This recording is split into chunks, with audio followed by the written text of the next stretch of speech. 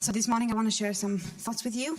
But before I want to share those thoughts with you, I want to share about the time that I had with the Lord while writing this word. And I want to encourage you to spend time with him and in his word. A time of peace and slowing down, trust and faith coming together. Okay. Firstly, I want to say that this day was a day like any other day. And God was there in that moment, waiting for me. And he spoke to me. And he spoke to me this word because I decided to spend time with him. Take time off from the day. Take time off from the doing and just be. Can we put the music on? Thank you. God is always waiting. He's always waiting for us to spend time with him. We are not waiting for him to enter our presence, but the other way around. Us entering his constant presence. It's like a VR pair of glasses. Have you ever used some of those? Like you put them on and then you're somewhere else. I've used them once. Freaky. But before you put the glasses on, you can't see anything. You can't see this other universe. It's just there waiting, but you can't see it. And then you put the glasses on and you haven't traveled anywhere physically, but you could be in the middle of the forest or on a beach. And it's beautiful. You feel like you are there. You look down and you're there. You look up and you're there. You look around and you're like, wait, I'm not in my living room anymore. And because of what is in front of you, you act like you're in that environment. I remember once I put them on and it seemed like there was this elevator and I wanted to touch the buttons. There was no buttons in front of me, but because you are in that environment, you're acting like you are in that environment. And it's the same with God. He's always there waiting. And when you enter his presence, you are still physically in the same place, but you're also 100 miles away. Because he's there waiting for you. So on this day, like any other day, I put my son to bed for a nap. And I went to my office to read before starting some house jobs. And I was like, I'll just do this for 10 minutes because I know I have so many things to do. And the list is not waiting for anybody. But if you decide to give God even 10 minutes of undivided time, he will enter it and do something amazing. Start with 10 minutes. Start with eliminating distractions. Start with eliminating anything that is in your way. Start with eliminating hurry. Start. As I sat spending time with God and reading Genesis 1, I was amazed to see some beautiful things in the first two verses. I didn't really get any further than the first two verses of Genesis 1. There were things in that verses that I did not see before. Things that I only saw when I slowed down and read something I read before, hundreds of times. Even though I knew this verse by heart. I heard it so many times in Sunday school and every time I started reading my Bible and I never got past, January the 5th at the beginning of the year. I knew these verses very well. But this time it was new. Like reading it for the very first time. So let's read it together and then look a little bit more closely to it. Genesis 1, verse 1 and 2. In the beginning, God created the heavens and the earth. Now the earth was formless and empty. Darkness was over the surface of the deep, and the Spirit of God was hovering over the waters. Let's look at the first few words. In the beginning, God. It all starts with God. Nothing starts without him. In the beginning, God. That is so beautiful and profound. I could stop there. I could just sit there in this moment. Then the other day when I read this, I just sat there in my office crying. In the beginning, God.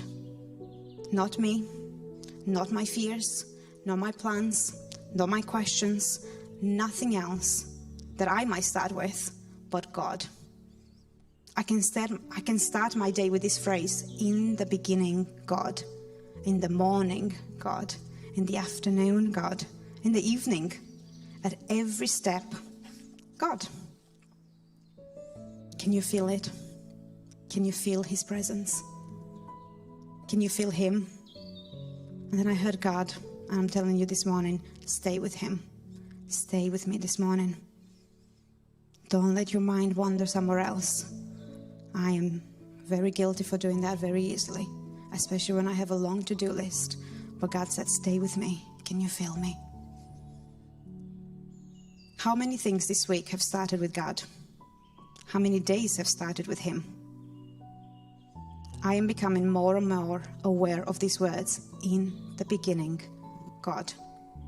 And I'm allowing God at the beginning of everything more and more. The big things and the small things. A few months ago, I found myself praying more than I did before. And needing God more than I needed Him before. And it made me question why. To start with, I felt like, well, I've come so far in the last 10 years. Why am I needing God more? Why am I praying more? Shouldn't I, I've dealt with more things than I've done before. Why do I need Him more? Should I not need Him less? Like a teacher, at the beginning you need your teacher a lot and then you can do it yourself. But then God spoke and He said, you don't need me more than before. You need me for more things, for everything and in everything. I used to need Him and run to Him just for the big things, just for the one big thing in the day, which wasn't so often, But now I know Him more. I need Him in everything, and I want Him to be a part of everything. Before, I would go to Him for the one big thing in the day, and then all the other smaller things, I would find my own source of peace, like my phone, or cleaning, or food, or the TV. Those were my sources. But now, more and more, I'm going to Him for everything. Before anything else, Him. In the beginning, God. In the beginning of my day, at the start of writing a message, before I cook, before I clean, before I spend time with my son, at the beginning of everything, God. I am trying more and more to not let any areas of my life to begin without God. I thank Him for it, and I ask Him if He has anything to add to this. I ask Him to enter the presence before I sit and play Thomas trains with my son. And the environment changes because He's invited to it. He's not just in the spiritual things. He is in everything and wants to be a part of everything. He wants to be invited in the Thomas plane tank engine time. He wants to be invited in me cooking. He wants to be invited in everything. You wouldn't believe what difference it makes. But don't take my word for it. Try it. In the beginning, God.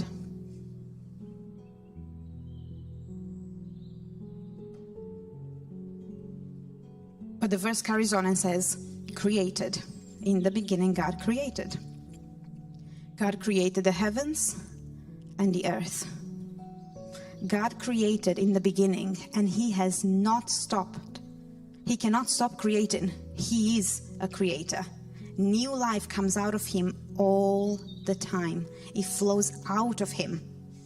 What has God created in your life and around you in the last year?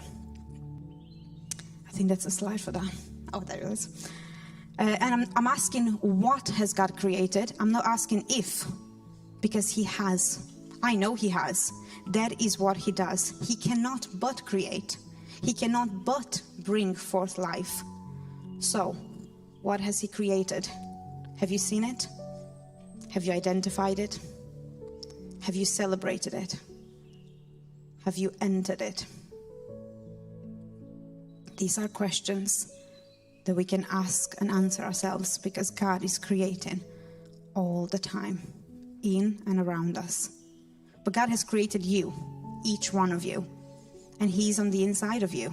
Therefore, the Creator is on the inside of you, making you a creator as well. He wants you to be like Him every day. He wants you to be like Him in every way. He wants you to flow your creativity wherever you go. God's creative nature on the inside of us gives us authority, favor, and influence on the earth. Have you got God on the inside of you?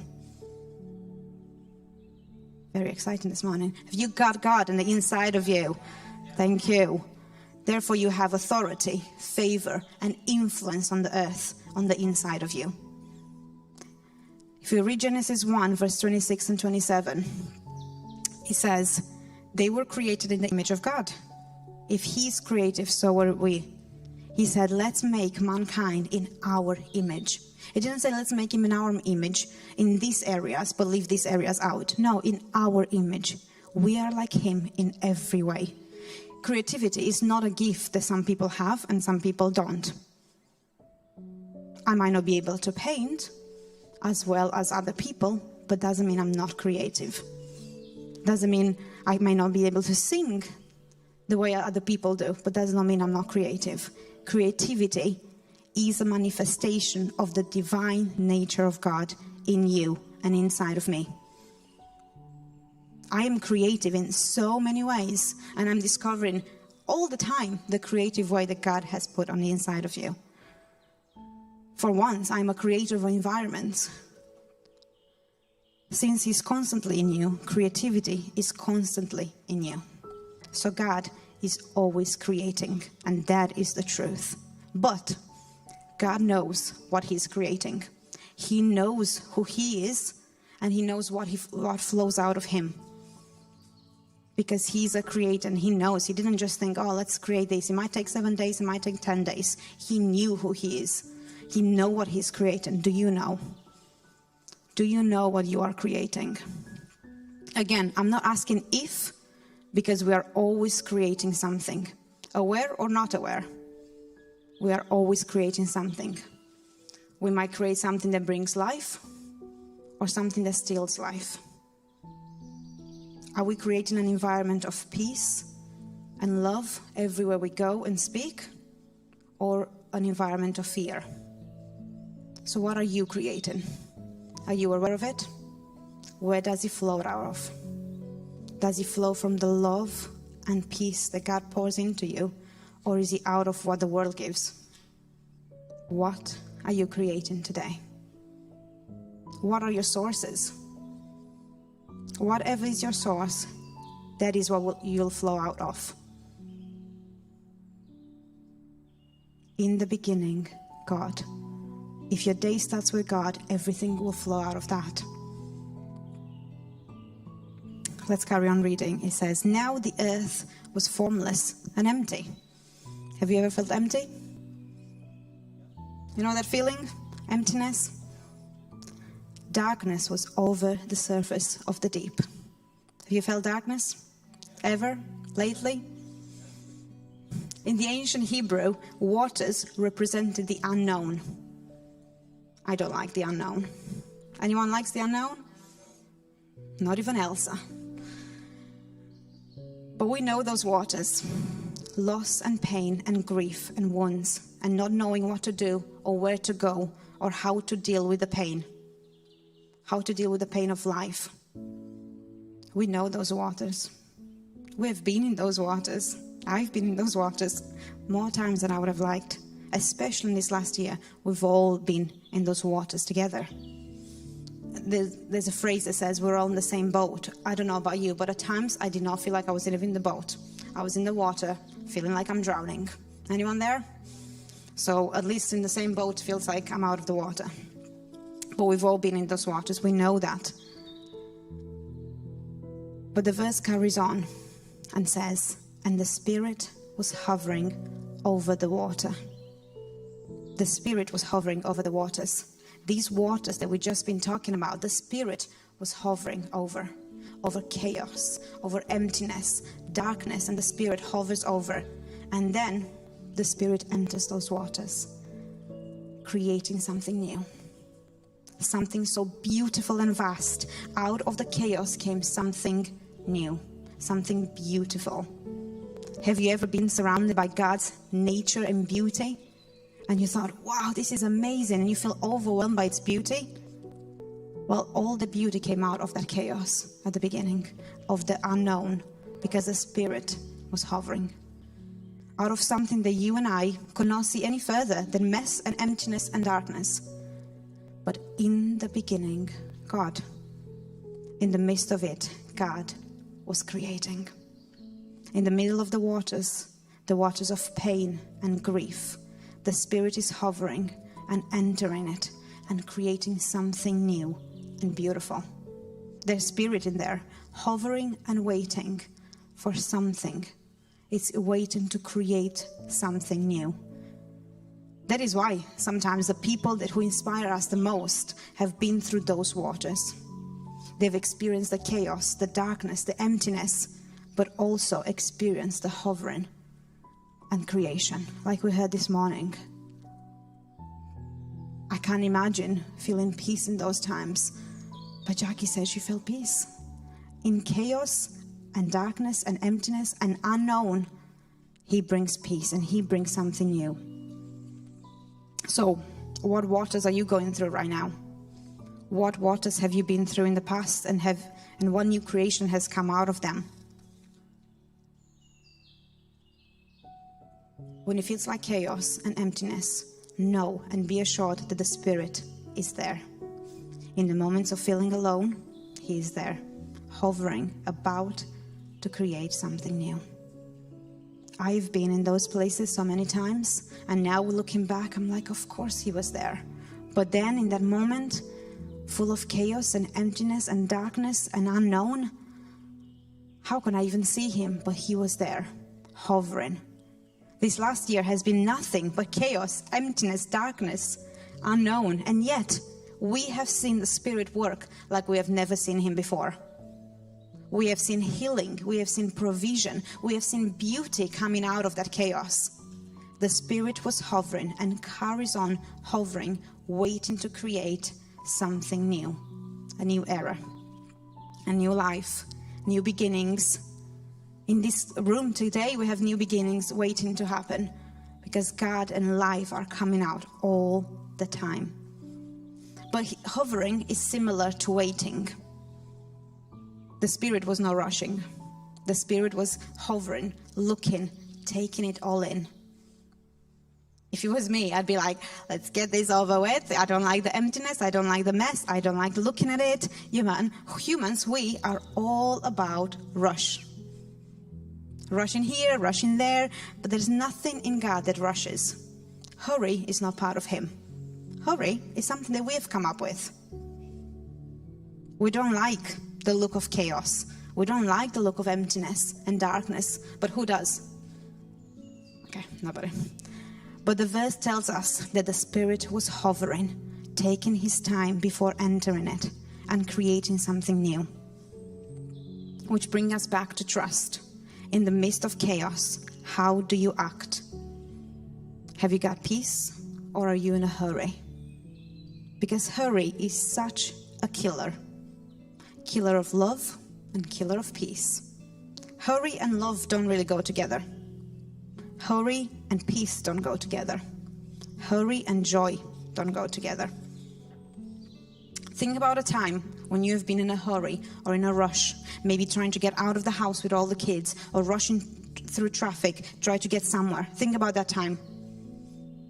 Can you remember love being in that moment? Have you felt peaceful in that moment?